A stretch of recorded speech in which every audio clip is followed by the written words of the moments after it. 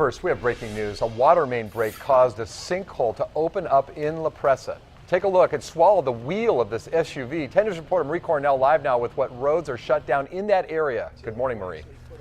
Well, good morning, Chris. We can tell you Concepcion Avenue between Piedmont and Hamishaw will remain closed while crews work to fix that sinkhole. You can see the sinkhole is about the length of this RAV4. We're told it's about 4 feet deep.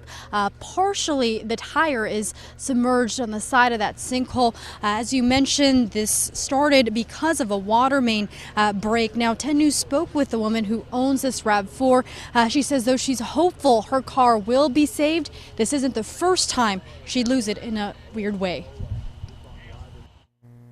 I didn't expect for there to be a sinkhole.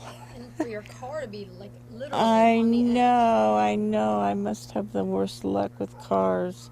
My last car caught on fire when I was on vacation.